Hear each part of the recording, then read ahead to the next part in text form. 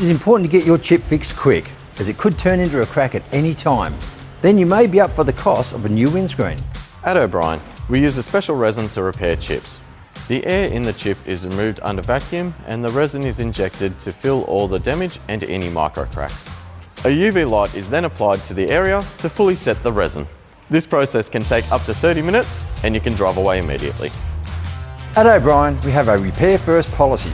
We prefer to try and repair the chip first because it's better for the environment, the windscreen stays in place and there's virtually no waste compared to replacing the entire windscreen. If you have car insurance, your chip repair may be free.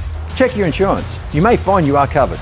You can call O'Brien on 13 16 16 24/7 and one of our trained customer service agents will ask you a series of questions to help determine if your chip needs repairing or your windscreen needs to be replaced. Just contact us for more information.